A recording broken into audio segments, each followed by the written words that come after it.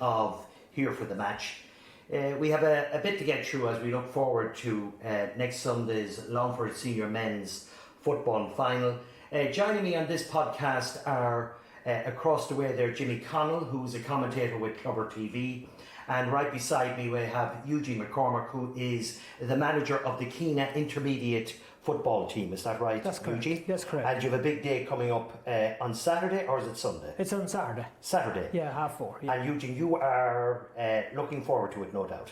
Oh, sure. Look, it's great to be in the final, and sure, that's where we wanted to be, and thank God we're there now. We have to perform. Very good. You've been in many of those finals before, I am sure, Eugene. Played in a good few myself. Yes. And myself and Jimmy were only talking earlier on. You know, I lost more than I won. Yeah. You know, which is quite common when you get to them stages. You know, so. Very good. But it's still enjoyable. And was Jimmy as good a player as you, Eugene? Oh, twice as good. Not too many was as good as Eugene, in fairness, but I was more a hurler than a footballer. Oh, a hurler, right? Yeah. Absolutely. That was my forte. As they're very good. You had a weapon, as the fellas say. You need a weapon in it. Very good. Okay, folks. So, before we start off, I just want to thank Clubber TV for helping us put this show together. It's a great service they're providing, and for €99 for the year, or maybe it's a bit more now, it's excellent, particularly for people living abroad. I'd also like to thank John Nally, his forecourt here in Ballymahan, for his support as well. Also thanks to the many people I've interviewed over the last few weeks. It's not easy to go in front of a camera and to give your thoughts on various topics or whatever, so to all of those who have done so, great. It has made the job much easier and makes the overall package then, I hope, enjoyable for you, the viewers. So over the next half an hour or so, we'll have a look back on this year's championship with Eugene and Jimmy. We look at the upcoming final this Sunday, and we'll also have a look at the role of GAA officials in the course of their work and any issues which they may have, and anything GAA, we'll probably get a chance to say a few words about it. So Jimmy, I'll start with you because you're the older of the two, of all of us here. I love the older. Yeah. Jimmy, what's your assessment of the championship so far, in terms of maybe you might take and go through maybe a set of team, you know, from Group 1 stage or whatever? Well, I suppose it's been an exciting championship. I've really enjoyed it, and from my commentary at Clubber TV, got to see a lot more matches than I usually would, you know. So I suppose earlier in the year when the draw was made and the two groups of six, the new format that Longford brought in a few years ago, you would have said like Group 2 had Kilo, Mullinachta, Columkill, Avilar, Rathline, Carrickham. Like, three of those won the last three county finals, you know. And you said this is a group of death, really, you know, whoever comes out of this. And knowing on the other side where you had ourselves, Edgerstown, Dramard, Granard, and Ballymahan, Clongish and Slashers, like, they were going to have a tough quarter final no matter what happened, like to play one of the top four in the other group. It really was. So it was exciting. It was a challenge then in Group 1, in the Granard, our group, we say Clongish group. You needed to get up the top. You needed to get that first place to get an easier quarter final, I suppose. And I suppose you would have expected Abilara to get that fourth quarter final place out of Group 2. But Rathline actually pipped them at the post, you know. So it meant then that Dramard, who finished top of Group 1, had Rathline. So it was very important, the placings in that. But as it worked out for Clongish, like the last game, if they had lost the last game, they were probably going to be out of the championship.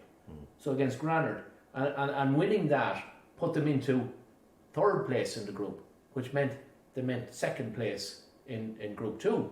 But second place in Group 2 was Mullinachta. So, you know, it was, even though it was seen an advantage, so they avoided Kilo, but they were going in against Mullinachta. Like, that was a huge thing. Like, they came out against Granard after losing to Mostrom, a real surprise to lose to Mostrom with Clongish.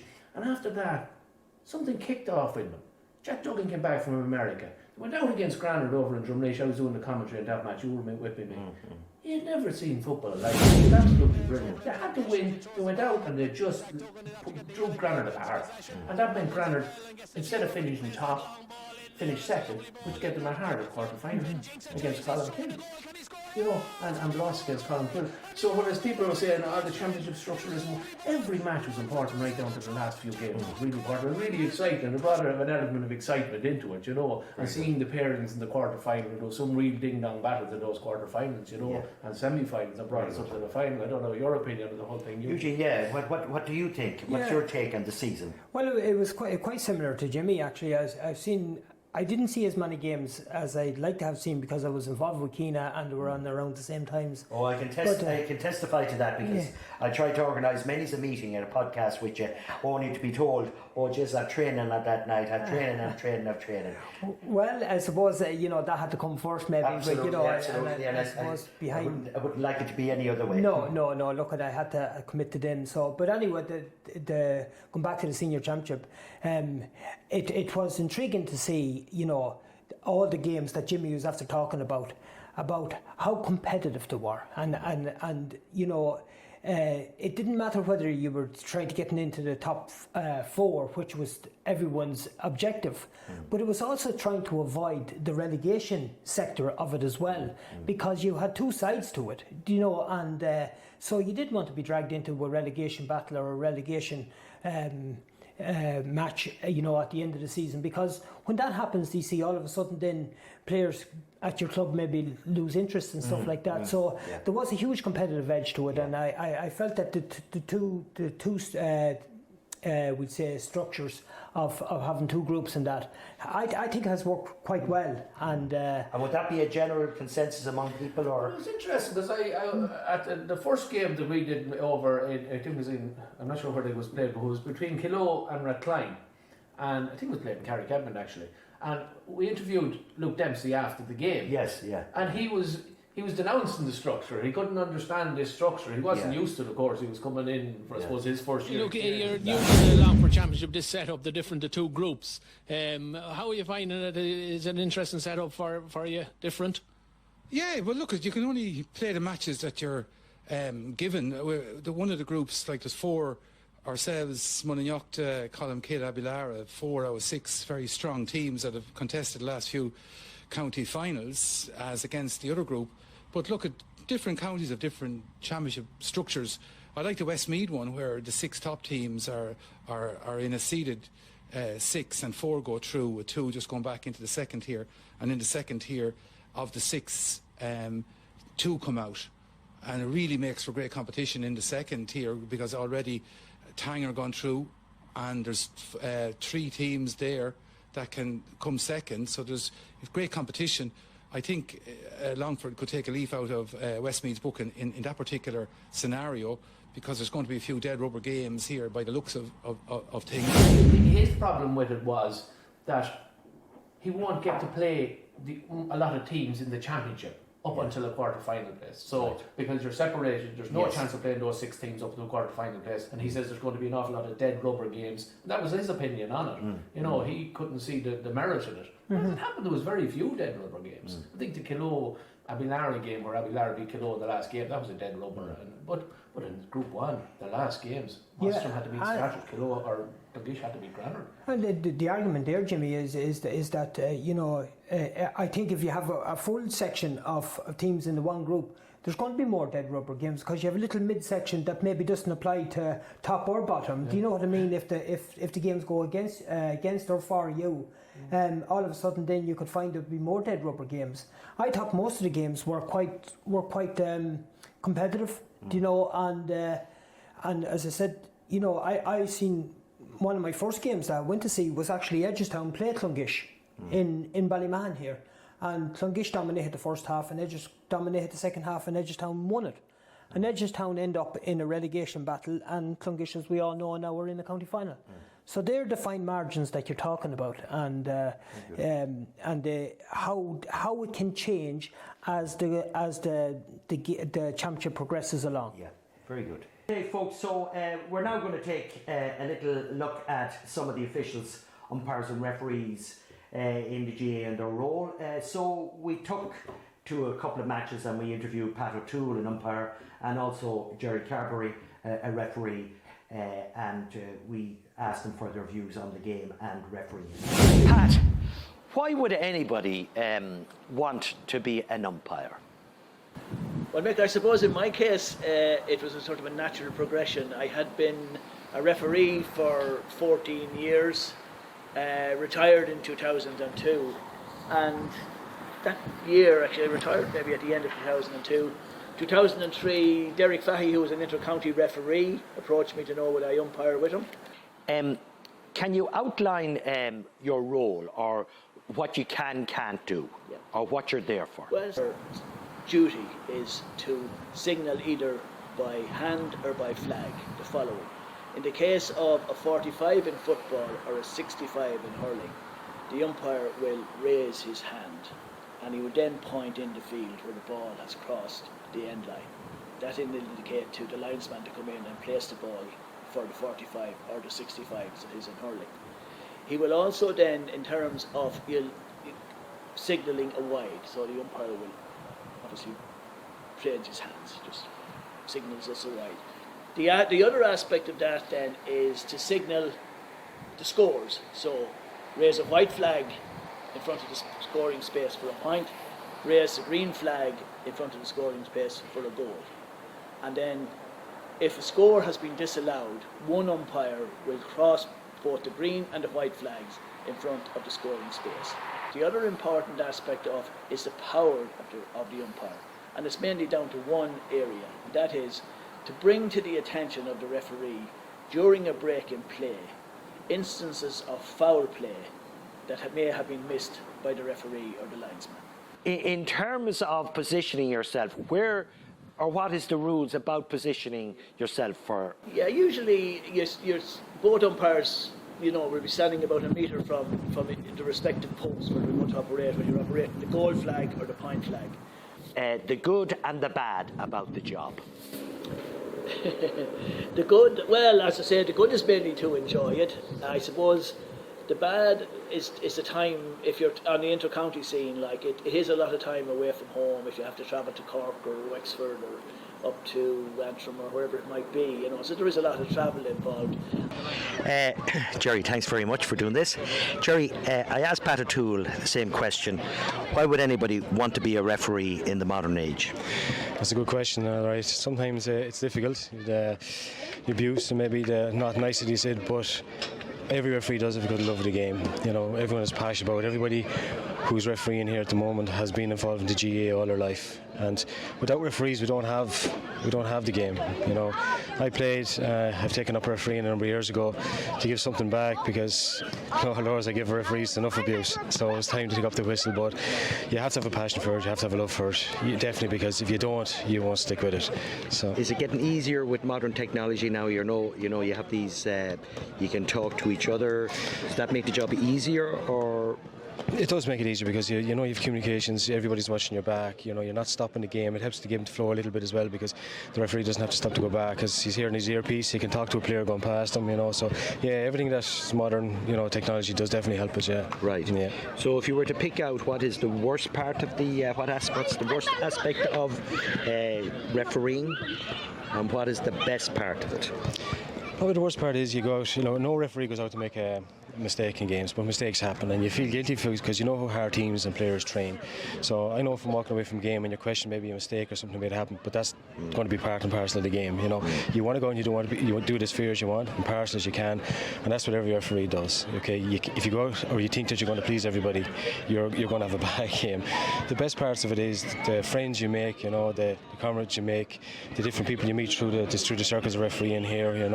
The man that's behind the camera there that breaks our backsides, texting us every night looking for games and that, So, but yeah, it's the friends that you make through it as well as playing. A lot of the hassle that referees get on the pitch, somebody was telling me, a lot of it is down to the fact that people don't know the rules properly, and in actual fact, some of the players don't know the rules properly. That is one of the instances, because especially players, because players don't know, because sometimes coaches, and look we get some things wrong as well, but it's definitely the rules. There's been a lot of changes in the last number of years. Some people aren't no fair with them, because it's only maybe the referee circles that would be briefed on these changes, not maybe the supporters themselves.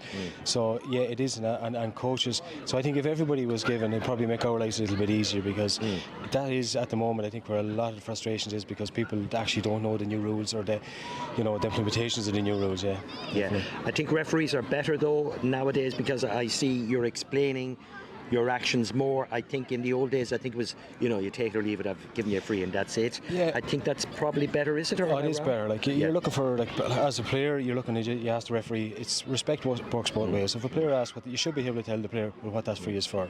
Because maybe they won't repeat that same mistake again. There's no point being arrogant with players. Yeah, definitely. The communications with players, referees is a lot better, and the training that we're getting now is a lot better as well. And the in-service training that we get is definitely helping us as well. Yeah. And tell us, is it easier to recruit new umpires, new referees, or is it an ongoing battle? It's an ongoing battle. It's not for everybody. Every year, you've Derek Nolan, our referees coordinator, they're trying to get new recruits in, and you get them maybe to stick with it. They leave after a while. It definitely is. If you look maybe the age profile of referees and stuff, there's only maybe 1-2 young ones coming on every year. And would social media make that better or worse? I think it's worse, to be honest, because every mistake, everything's happened straight away. You leave here, everything is scrutinised now. And it's not fair on people, but people have lives outside football as well. So I think it is intrusive. Very good, Jerry. Thanks very much indeed, and the best of luck with the rest of the season. I want to introduce you to Derek Nolan. Derek is the referee administrator in the Longford GAA. Welcome, Derek, to our bit of a podcast here for the match. Derek, I asked a couple of umpires, or I asked an umpire and a referee or whatever, why anybody would want to be a referee or an umpire. Have you any good reasons? Well, look, we're all part of a big family, the GAA family, and if we didn't love the sport, we didn't love the game, we wouldn't be involved in it, and that's what sort of keeps it going. So referees are no different than anybody else, than players or mentors or club chairman or secretaries, county chairman or secretaries. We all do it just with the love of the sport. Very good. What is your role, Derek? Because I never knew such a role existed. But can you tell me what your role is with the Longford GAA and why there's a need for that role? Well, basically, my role is to appoint referees for every game. We've in and around 1,000 games a season. The season kicks off in March, and as you know, the pinnacle is coming up next weekend, the county final.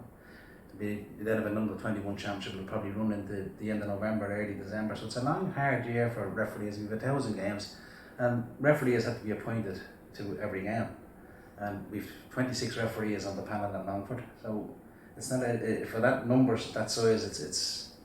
It's not an easy task at times, because referees have kids and the wives and partners and young children, and they go on holidays and they get sick and they get injured, and it's just to make sure that every game is covered that has a referee. If you don't have a referee, you don't have a game. It's as simple as that. So very good.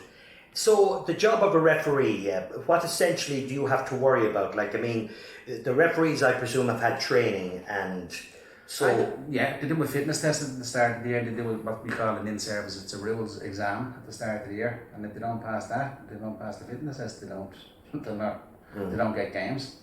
A bit like the guards. It's a big commitment. It's a big commitment from them. But we have a good bunch of lads, and I hope they enjoy it. And I hope the lads that are involved the weekend in the county finals enjoy it. It's their big day out too, as well as the clubs and the players.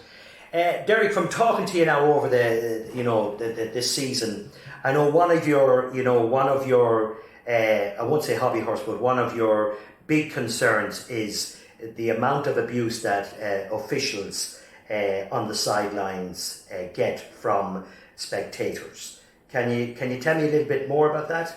Yeah, look, Longford is no different than any other county in the country. It goes on in every county. It is there, and my advice to referee is you get assigned the game, you go out, do your best, come off the field, tell me you enjoy the game. If they tell me they enjoy the game, I'm happy.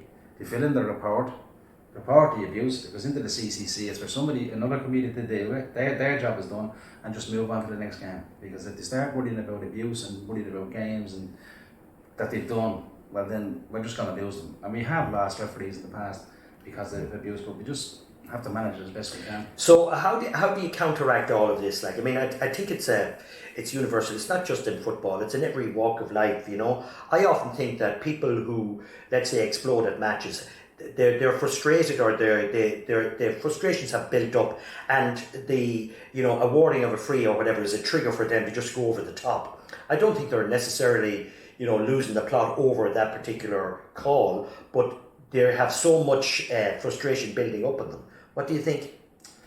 I think it's an education thing. I think it's something I hope to put in place for before next season is these supporters and mentors and clubs and players need to familiarise themselves with the rules, the playing rules of the game. Everyone's an expert. You have one referee on the pitch refereeing the game. You've got 20 on the terraces, and they all have different interpretations of certain rules. Yeah. So I think what we need to do is really educate people and send out the playing rules to the clubs and let them share them on their platforms for everyone to see. And I think it might help. I hope that will sort of help the situation. In the report we just played there, we were talking to Jerry Carberry, and that's one point he made. He said, you know, I'm making split second decisions, but you've got a rake of people then going home and looking at the match afterwards and replaying it and sort of, you know, commenting on his or her decisions, you know. So it's I suppose it's necessary to realise people are only human. Absolutely. Referees don't have the luxury of looking back, or they don't have what we have in soccer, VAR and all these, and people in offices sending down signals. You know, it's a split second decision, and sometimes they get it wrong. They're only human. If they didn't make mistakes, they wouldn't be human. Sometimes they do get it wrong, but more often than not, they're 100% right. Derek, the introduction of this new technology, well, I won't say new technology, but you know, you're able to talk to each other. How big of a deal has that been for referees, do you think? Yeah, we only implemented at a quarter-final stage of the championships, and the referees, they like it. Yeah, I think it's a good thing. It's just it helps them communicate with each other, and it's working quite well, and hopefully it works well on Sunday. Right, very good. And Derek, the last thing, I'm not sure whether it's a negative or positive. What sort of role do you think social media has had on the referees, the umpires, the linesmen? I know from schools and all that sort of stuff, it has good and bad effects or whatever. So how would you say? Well, I'm honest, I'm totally opposed to trial by social media. You know, to be after a big game on a Sunday, you'd have videos flying around on Facebook and messaging all these social media platforms, and they'll only pick out the mistakes. They won't. You'll never hear anyone saying on social media, such and such had a fantastic game. That was a great game yesterday, and he contributed to a great game of football. You'll never hear the positives. It's only the negatives. But I do have a problem with trial with social media. At the end of the day, they're human beings. A lot of the referees, they give up their time on a Saturday and Sunday when they should be spending with their families. As I said, for the love of the game, they do have children with them, and the children do be on the terraces listening to the abuse that their father or mother is getting, and it's wrong, and it has to stop. Yeah. Derek, thanks very much for calling in. What did you make of that report? Pat O'Toole as an umpire and Jerry Carberry as a referee. Eugene, we'll start with you this time. Yeah, it was very interesting, and to hear the insight of the officials, you know, and I suppose it was very encouraging to hear Jerry talk about, you know, their interaction with the players on the field, and probably from going back to definitely from my time when I was playing, and that, you know, you probably didn't have that interaction with a referee. Yeah. Do you know what I mean? He'd explain what the free was for, and you know, I think the players, you know, would probably, you know, as we all do, question referees on certain decisions and that. But to hear Jerry come out and say that they will give their opinion to the player and that, and for them to maybe to understand it, and I think the player would begin to respect the officials a little bit more. Yeah, when I was a young player, you were awarded a free against you that took it and that was it. But nobody ever told you the reasons for it, you know. So things have changed. No, and you didn't dare ask either. Maybe you know. So that has changed, which I think, you know, it's maybe you can see the World Cup and the rugby now at the moment, how they interact with the players and that, and you know, it's maybe coming a little bit from that, and the GEA maybe could take some, you know, learnings from what they're able to do, you know. Very good. Jimmy, we just had Derek Nolan on there, the referee administrator here in Longford GA. What did you make of what he had to say? Yeah, a lot of what Derek said, he coordinates, and it was interesting to hear 1,000 games in Longford. You know, you wouldn't think there's I was very surprised. Yeah. And a limited number, 26 refs, like to administer 1,000 games. It's 40 games. You know, it's a game a week nearly, and a lot of them maybe do schools and everything else. So it's a huge role that Derek has there that nobody knows about, and a lot of us didn't know that role existed. So he's a huge job of work there. But there's good quality refs in Longford now. You know, they're getting better. There's younger lads coming in. There's a lot of new refs after coming in the last few years, along with the older legs like Fergal Kelly, Paddy Maguire, Tony Gaffney. But you've John Cullen coming in, you've Donald Kane, Hugh Kane, who is reffing on Sunday. Good refs who know the players, who maybe played alongside some of them, you know, and communicate very well with players and can talk to them. And I think Hugh Kane, he's an ideal fit now. He's done a couple of intermediate finals,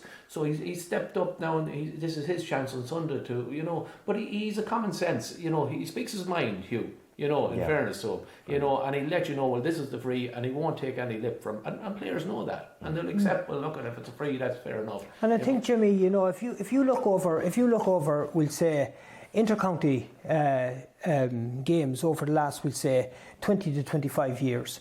Then you had Longford officials officiating in them. You know, John Bannon refereed a couple of All-Irelands. Derek Fatty has done that. So the standard has been set by them officials, and you can see that it is petered down now into our own club refereeing and that. And I think, you know, they have been the standard bearer over the last number of years. And there has been more than that. Patrick Maguire, you know, still very heavily involved in that. You know what I mean? All very good referees. And the unusual thing about Patrick is that I don't think Patrick played football in his younger days. Now, I could be wrong.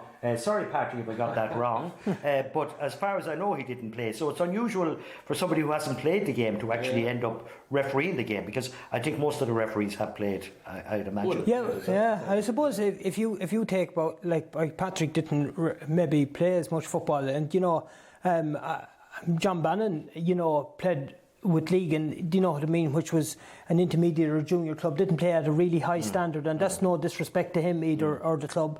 That's the way it was. And the thing about it is they have went on and just excelled in what they have done, you know, at refereeing levels, and, you know, they're very highly respected around the country, never mind around the county of Longford and that. As the fellas says, you don't have to be a great footballer to be a great referee. Well, that would apply to Hugh Kane, you know, absolutely. You know, Hugh Kane was never a great footballer. He was a better hurler, in fairness, but he hurled with Anderson and he hurled with slashers, you know, so he went whatever way. He's blurred all around the place. Herbie knows. Very good, very good. So, lads, let's get on to the main reason we're here, and that is the final next Sunday. A bit of a build-up to it, and I've been in Kilo over the weekend, and I was out also in Newtown Forbes. But, you know, every time I went out, there was nobody there, because most of them were plonked inside in Pierce Park at some final or other. But Jimmy, what do you make of the final and of the encounter? I'm excited about it. I think it's the ideal final. Yeah. I think they're the two best teams. The two for playing football, for going at it, having a go. You know, no defensive stuff. None of them playing the ball backwards. They're both attacking footballers teams. Kilo try to build from the back. You know, a lot of teams allow them to kick out a lot of the time, and they build from the back. And when they come at you in draws, and they have players all over the field that can do damage. And likewise, Clongish, like, what a story they are. You know, it's unbelievable that I thought maybe they were a year or two too early, because they're dominating underage for the last 5-6 years. They've won everything. Clean sweeps in minors. They've won yesterday. They won the minor again. You know, 3 in a row. They've won 4 under 16 in a row. And 6 of the panel on Sunday were on that minor yesterday. 6 of them. You know, the centre back, Adrian Flynn, a minor. Matthew Carey, minor. Michael Flynn. And you know, just talking about the Clongish, they carry no baggage whatsoever. They're very young. Now, the one thing Clongish have is a huge tradition in county football of winning senior championships in Longford. Great tradition. And Offhand, would you know, Eugene, how many championships would they have won? Slashers have the most. Longford Slashers have the most. I'm not 100% sure. I'm thinking around maybe 12. And Clongish have 12. 12, yeah. Be in around 12 or 13 or in around that. I could be corrected in that. 13, but 12, so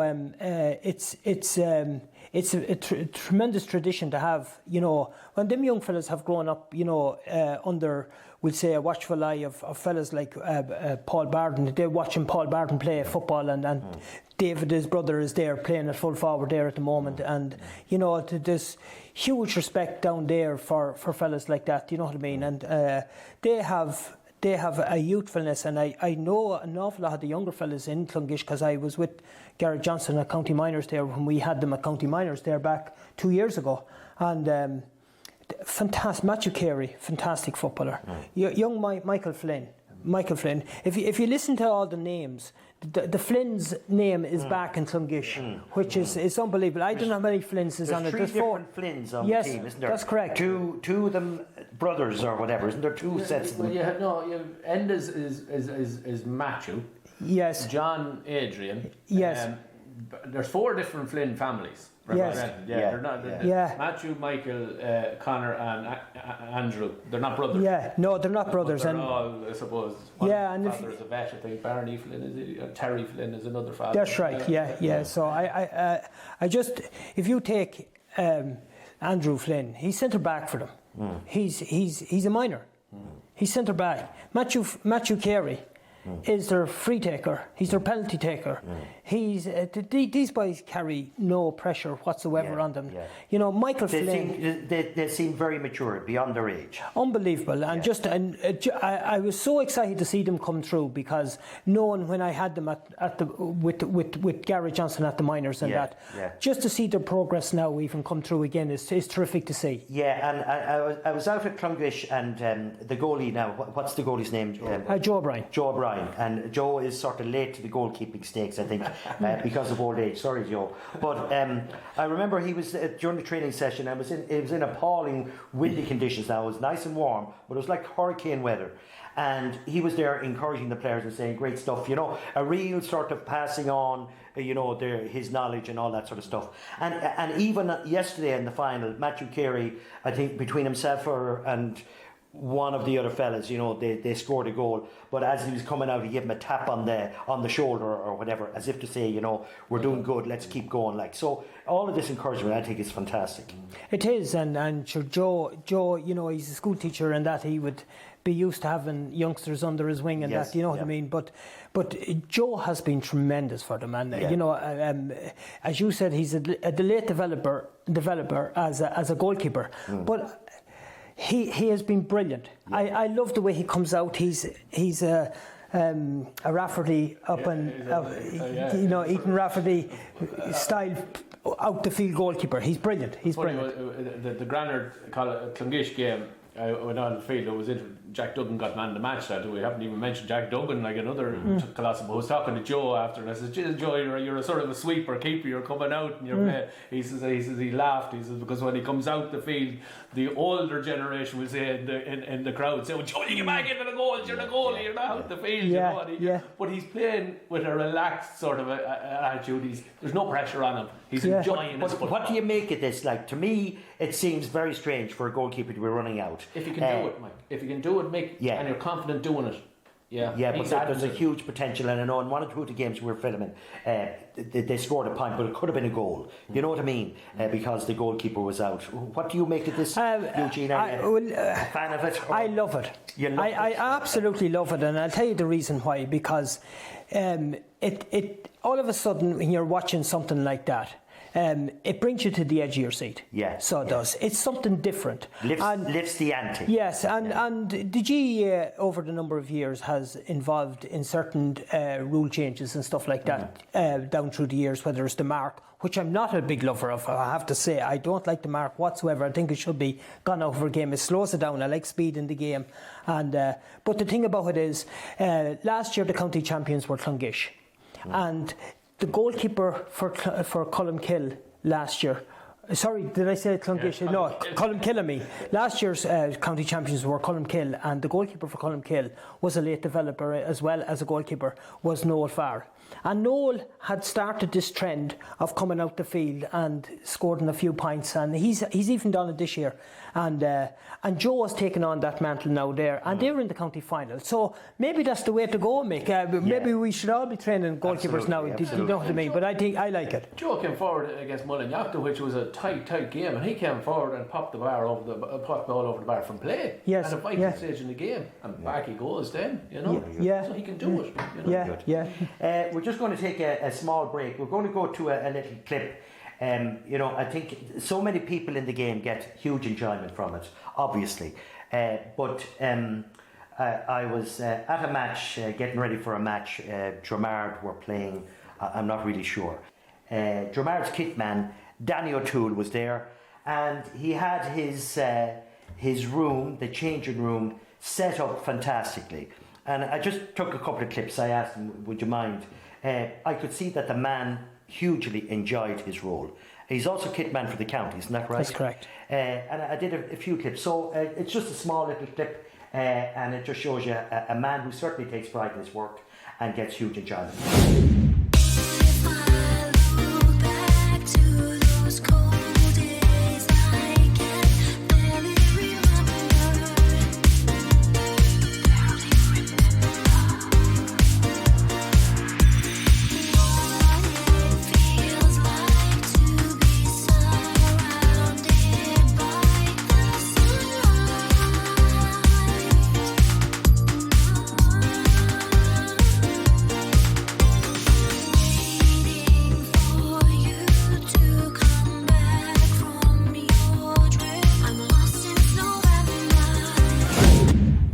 So that was a nice little report there.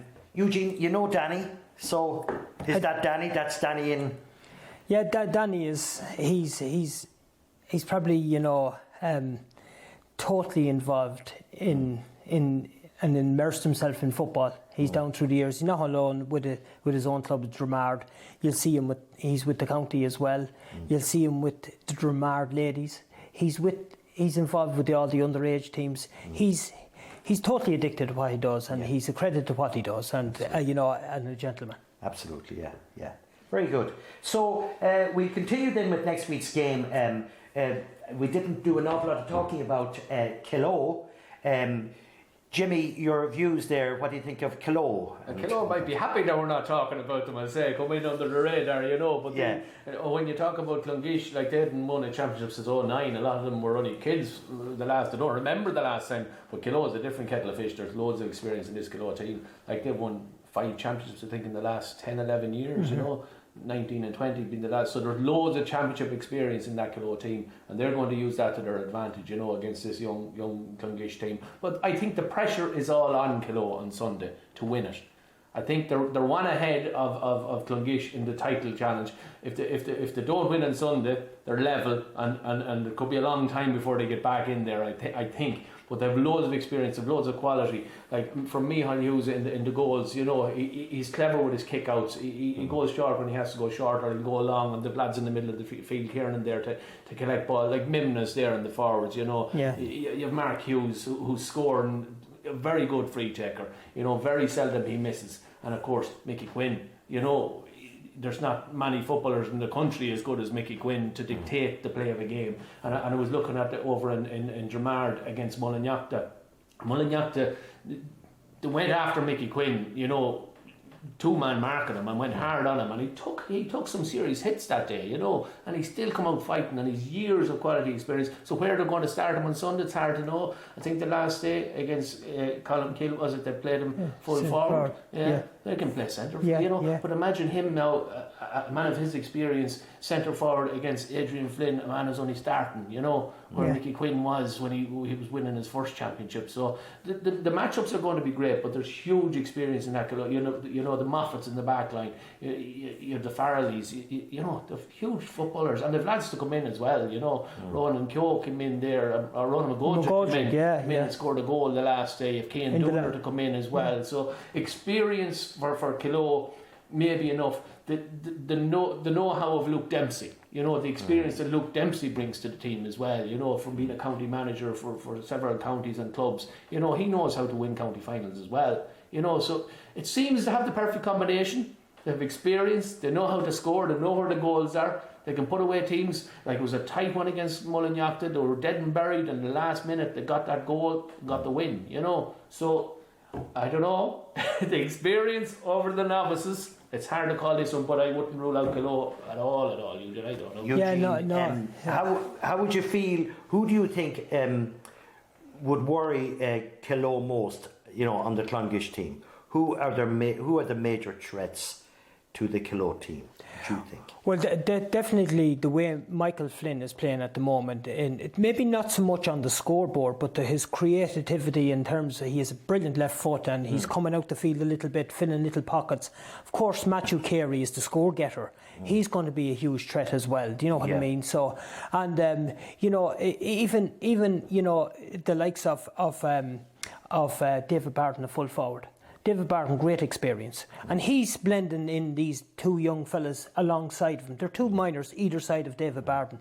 Do you know what I mean? Which is, you have the old experience head in David, and he's winning that strong, dirty ball and laying it off to these young fellas with legs on them and, full of ability. Full of ability. Now, I'm not sure at the end of yesterday's minor match, Matthew Carey was on the ground for a bit of a while afterwards. I'm not sure whether he has sustained anything seriously. You didn't hear? I haven't heard. No, and hopefully not. Absolutely. Now he was up and at it for the presentation. But and in Kilo, who would you think are?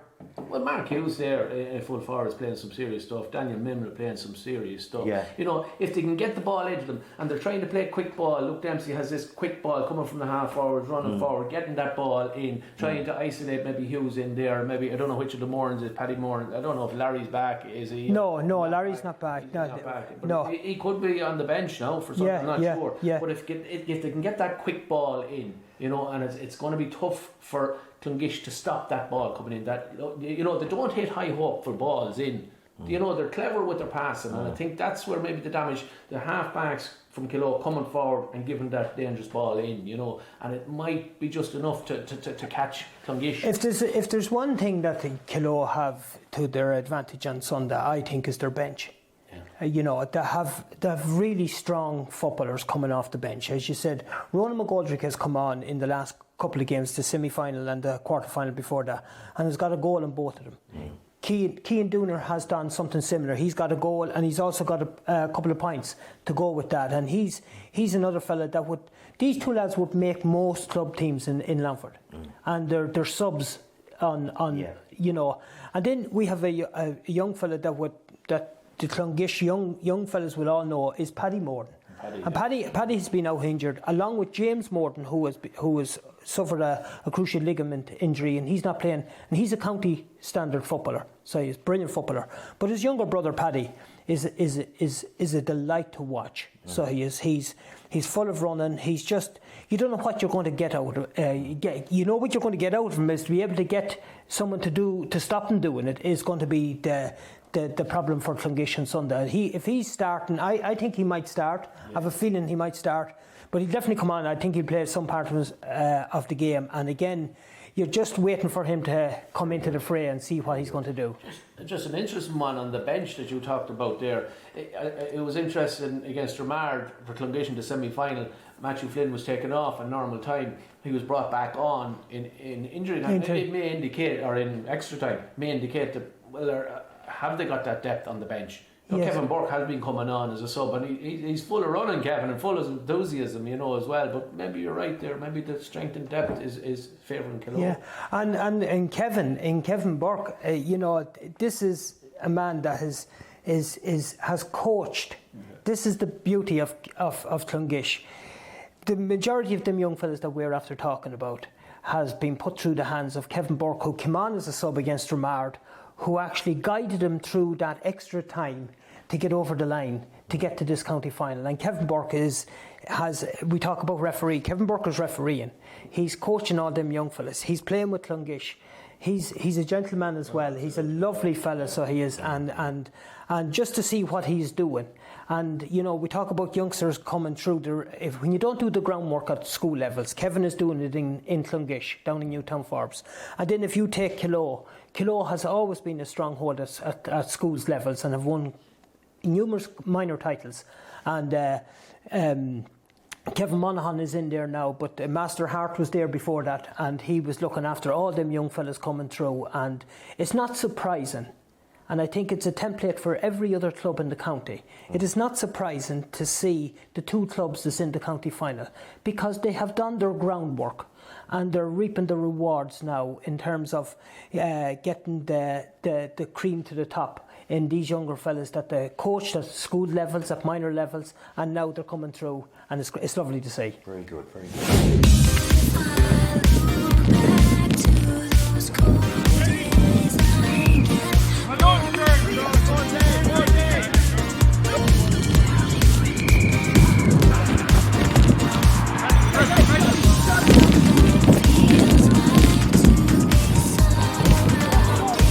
It looks to me that you've really kicked into a bit of pace, let's say in the last month or so. Would I be wrong? Well, that was the plan all year. We've been doing savage training from the start of the year to try and improve, try and be at our best come this time of year, you know, and it's been working so far. So as I said already, we're improving the fitness again the next 2 weeks, and we'll be thriving come Sunday week. If you had a choice between Dromard, Colmkill and Young Emmets, would you have had a preference there? No preference with any of them. Look, they're three brilliant teams. We've been playing them down the years. We've had great battles with them all. They're all flying. Dromard have a great blend of youth and experience, so it'll be a tough match. Right. You're a senior player? Yeah. You'll be hitting the end of the road, as the fella says? Yeah. But not immediately? Not yet, no, not yet. What proportion of the team would you reckon are under 25? Well, I think there's 5-6 starters anyway, and then there's another 2 or 3 on the bench, so good deal of us. How has your season gone? Injury free or? Oh yeah, it's gone well. Yeah, probably started slow in the championship, but starting to get into it a bit more now. Yeah, going a bit better now. It started slow though, so. Right. In terms of speed and all that sort of stuff, do you think as a younger team that you have a little bit of an advantage? Like Mullinyock, I'd say a lot of older players there. Somebody was talking about, you know, once you got to 10 minutes from the end and they hadn't scored a goal, you were going to run them out of the game, as it were. Do you get that sense with yourselves? I don't think it's down to age. I think it's down to the training we're doing with John all year. Some of the trainings down here have been real tough, so I think we knew that in the back of our heads, and we knew if it got down to the last 10 minutes we'd probably have enough to kick on. Ronan Sweeney, defender / midfielder, and possibly club chairman. You've been a few years waiting for success. Yes, still a long time waiting for a bit of success. We haven't probably had the same level of success as a lot of the younger lads coming through. I suppose we were beating it nearly every county final on the way up, so still just trying to get over the line now. So is this season exciting? Obviously it is, because you're into semi-finals. It's probably more exciting than previous. Yeah, I suppose early on, my first couple of years, we actually got to two semi-finals fairly early on, and I probably thought that was what it was going to be like from here on out. But we've had a few barren years there, you know, not making a quarter-final for the last 4 years has been difficult, but no, we're delighted to be back in a semi-final. Other years, is there a sense that maybe you're going to go that bit further? Yeah, I suppose it's the influence of the youth, really. You know, a lot of the village watching these fellas win the whole way up, and I suppose that brings its own bit of excitement, trying to see the blend of youth and experience. So that's probably added to the whole thing. So yeah, there's a good buzz now.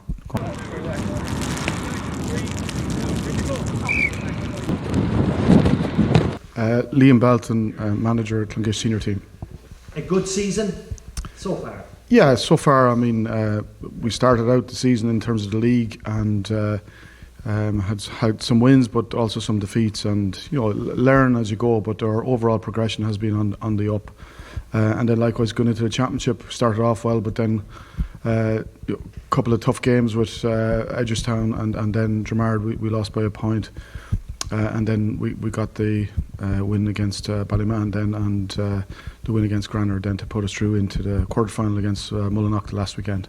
Would you have been as focused or as confident, let's say, in previous years? Well, as Ronan said, we've come through a very barren patch in terms of the senior team, in terms of even getting to a quarter-final. So, I mean, the focus was, first of all, a good, steady league performance.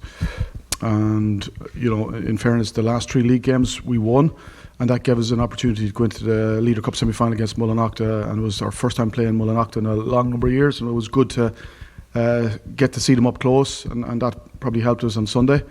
And then obviously in terms of the championship, obviously the first goal is try and come through the group and get into a quarter-final, and that's what we set out to do. If you were to rate the teams now, 1, 2, 3, 4, I presume you put yourself at number 1, I don't know. How would you rate the teams? Well, we'd be outsiders. We'd be one of the yeah. I mean, Colmkill won it last year, and Colmkill had a slow start to the season, but they're building very, very nicely now. Probably Killaloe had been the form team. They set the standard, I suppose, at the start of the year. Maybe they've had a few injuries in the last little while, so maybe they've come back a little bit. And then Dramard have been consistent all year. So I think at this stage, look, it's very hard to call, Very good. Liam, thanks very much, and good luck. Hi, we're all here today at the minor match. We're rooting for Clongish in preparation for next Sunday's big match against Clongish and Killaloe. Up Clongish! Up Clongish! Now pass the mic out to the lads. Right, lads, can you tell us who do you fear most on the Killaloe team? Daniel Mimna. Now, why do you fear Daniel Mimna? He's a good player. He's a good player. Is he a teacher by any chance? Yeah. Did he teach you? No. No.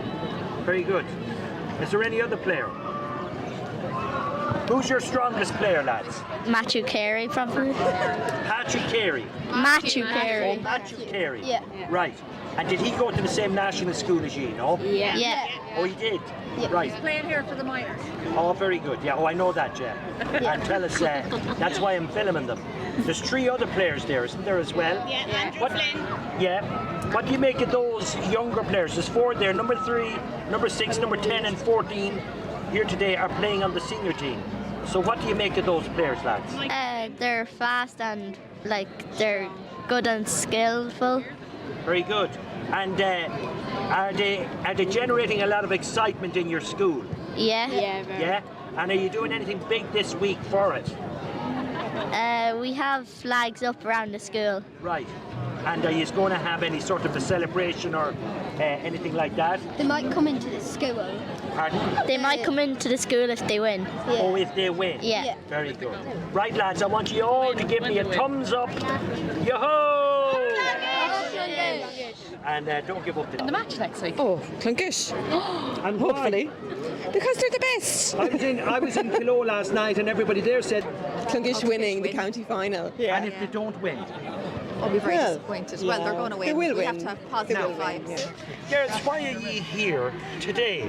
What's the big deal? To support our club. To support your club, and your club is Killaloe, is it? No. No. Colmkill. Oh, Colmkill. Yeah. Right. We got a bit of a mix-up here. Yeah. Folks, today's match, great match, great bit of football. Yeah. Right, who's your favourite player on the team? That's hard now. Why is that? Because there's so many. So many favourites. I think all of them. Go home. Right, fair play to you. Now, girls, there's a bigger match coming up next weekend. Yeah. Right? And can you tell me anything about that match? It's the county final. Yes. It's against Killaloe and Clongish. Are you doing anything in school in preparation for it? Yeah. So, what are you doing? This So girl here. I'm making a poster saying Very good. Go on lads and girls. Very good. And the girls, anything else? We're making jerseys. Yeah. Oh, brilliant. And we did a song. Oh, very good. Do you want to sing that song No. now? Go on. No. Go on. We forget. We have a chant. I forgot. But we're not saying it. Why not? Because for next weekend. All right, okay. So, girls, can I just ask you, before we leave, who is going to win next weekend? Clongish! Kilo, is it? No! Clongish. This year is a bit hard. What is it? Kilo again, is it? Clongish! What's your colour green? That's kilo, is it? No! They're green and white, and they're white and green. What are we going to do next Sunday then about colours? Because Well, you're they're green. more white and we're more green. All right. So they'll have more white and you'll have more green. Yeah. It's very confusing, girls, this GA business. Do you all play? You do? Yeah. Right, what positions? I play forward. Forward? Back, mid. Back, yeah. Back. Forward. And what do you like most about the game? Getting out of class is the play game. Getting the ball. Oh, yeah, very good. Do you like scoring? Yeah. I used to be a back, so I never scored too much. Right, girls, give us the thumbs up. And say, ho, up kilo. Oh, God, right. So first of all, I suppose most parents never get to a stage where you are today and have two sons, even one son, who's won a county final. Am I right? Yeah, well, this group now have won a lot of county titles between them. Yes. I think a lot of them out there have 3 minor championships. Today, this will be their 3rd one. So right. We're well used to coming here and bringing home silverware. Very good. Are both of you ex-footballers yourselves? No, I've 2 left feet. No. Never played? No. So in the name of God, where did they get it from? I don't know. Yes. And I presume you're very proud of the fact not only that they've won today, but also that next week they're playing on the senior team. That's right. Yeah, well, Connor is playing on the senior team. Yes. So yeah, hopefully they'll do us proud, which they've done all year. They've kind of been underdogs all year, so we're quite hopeful. Is there more excitement, let's say, than in any of the previous finals? Because this is a senior match. Oh, absolutely. More tension, more nerves, absolutely. And what about the house at this stage? Is there a bit of... no, it's fairly good. It's fairly good. Well, we had Anna there was involved with the ladies at the final this weekend yesterday, so it's kind of it's final season. No, they lost the Slashers. Right, very good. Okay, folks, thanks very much. We're here at St. Teresa's National School. It's a very large national school. Principal is Kevin Mullen, a local man. There's over 260 pupils attending this school from all around the area and beyond. They also have a fantastic new autism class here and a preschool autism class as well.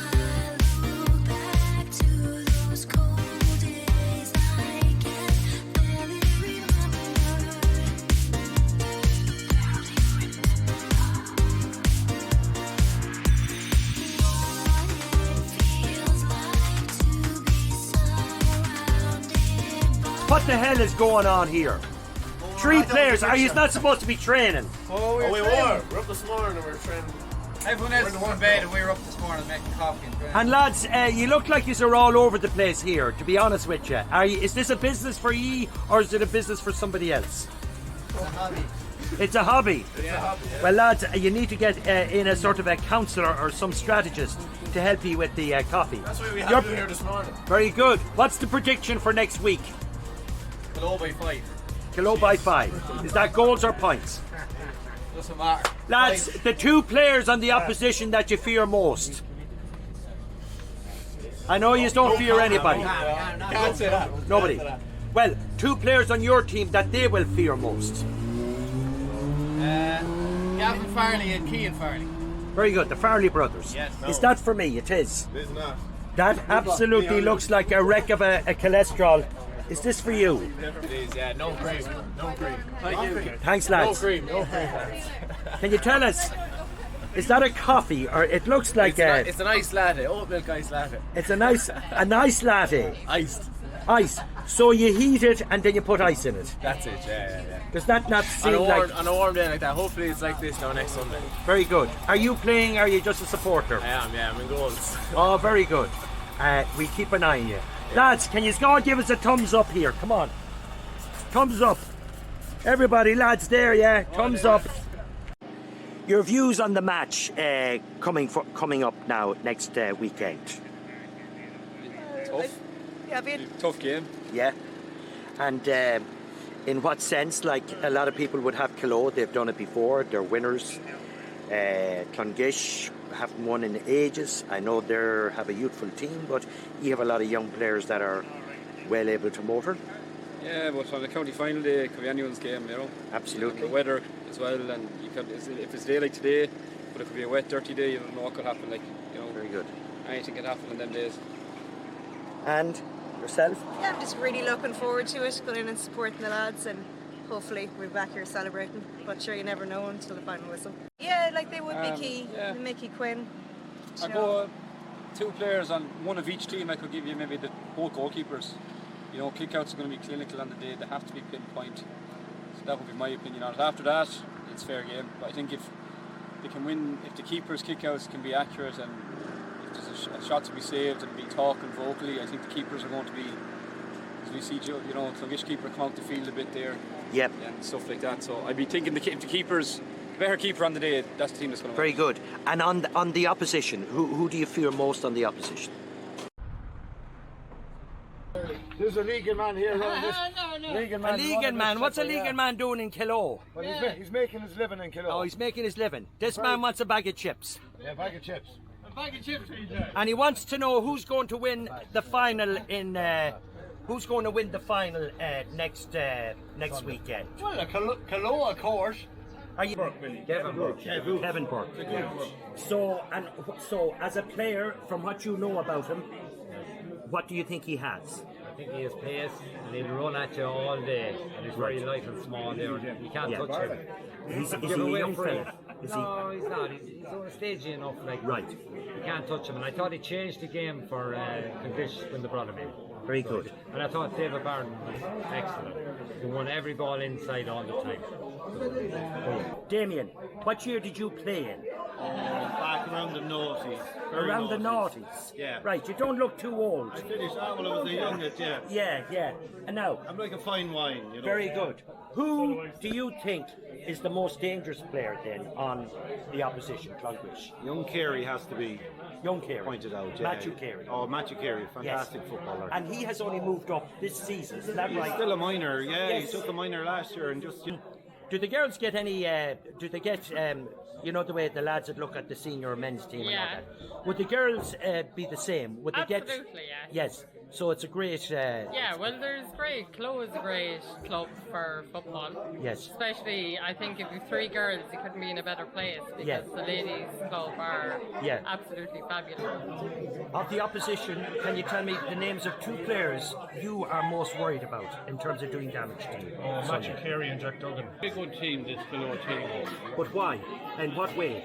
They have speed and they have youth and they have experience and they have age. They have everything. They're a real team. Yes. This Kilo team, it's a very young team, and I think they'll definitely win the final, 100%. So you've every confidence in their ability to take it? Definitely, yeah. Yeah. I know a few of the players, they're in around my age, like Gavin Hughes, Eamon Keogh, all them players. I played with all of them. They're a very good team. I suppose Clongish are a young and upcoming team. They've nothing to lose in the final.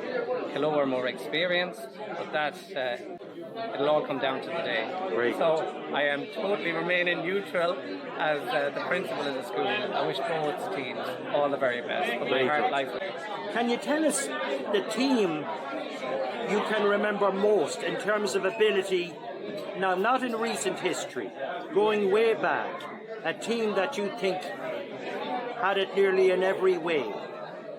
Well, I suppose I'm privileged to have to say that I trained along with the first team to win the Conley Cup down to Kilo Women's. I was a member of the panel. I was probably only number 30, but it was a privilege to train along with them fellas. They were probably one of the best teams every Kilo had. And they were the first holders of the present Conley Cup. Are you nervous or...? You won't be a little bit, not too bad. And Closer to the time, maybe. The spirit in the team? The spirit in the team is great. Right. Yeah, it's great. And Luke Dempsey, his role in all of that? Luke is great, very approachable, fresh face in this year as well, so everything so far has been great. And of course, the minute he came in, he had the respect of all the players because of his record. Yeah, he's well known there, and he's been there before and done it with a number of teams. So. Very good. If you were to put a score line on the match? Kilo to win anyway. I won't know by how much, but we'll win anyway. Very good. Mick, we're here at Begley's Bar this evening, and we're going in here, and Niamh Begley and her husband Paddy run a very successful bar here. I think Kilo will win the junior and the senior. You will not. Bring the cups home to the Kilo parish. Fair play here, Colin. The junior takes on the senior team. And I'd be very disappointed if we don't put off a couple of cups out of it. Fair play here, Johnny. Good man. Good stalwart. Brendan, what's your thoughts on next weekend? Hope to get over the dome big time. Come on, Brendan. Has to be done. Has to be done. You're going to the game next week, no? You're going to the game next week? Oh, absolutely. Absolutely. How are you calling us? I'm sure it has to be forget. Ah, what he got you. Marina, who came to live in Kilo from Ukraine last March, 12 months. Marina, will you go to the football match next weekend? Yes. And who's going to win? Kilo. Whoa! And this is Janina. Hi, how are you? Janina, were you ever at a football match in your life before? Oh, never so. So you're going Sunday? Yeah. Who's going to win? Me. Yay! That's it. Okay, once again, I want to wish Kilo the very best in the county final next Sunday. Up Kilo! Hey! Well, lads, we're coming to the end of this podcast, and before we go, I'm hoping I can put the usual question to you. Jimmy, who do you think will win through? As I say, it's very hard to call it, but I have to call it, and I'm going to call it. And I said when I saw them beating Granard, and I'm playing with the flow, I'm backing them to win the county final. I'm putting my money on Clongaish. Very good. By 3 points. Eugene. It's probably the first time I disagreed with Jimmy. And listen, you would love to see, and listen, Clongaish with this Clongaish team will have their day. Yeah. I don't think it's going to be Sunday, and I hate saying that because I just know all the younger fellas. I'm just hoping it's a terrific game, but I have to side with Kilo on this because I just feel that they're so disappointed that they haven't won a couple of championships prior to this year. And I think there will be they have the experience, and we've gone through the players that they have, the terrific bunch of players, and I think it'll be just one game too soon for Clongaish. But listen, I suppose a draw after extra time, we'd love to see another replay. Very good. Yeah. Very good. Well, that's the end of this, our first ever podcast here, folks. Hope you enjoyed it, and informative as well as entertaining. Eugene, good luck at the weekend. Thank you. In your managerial career.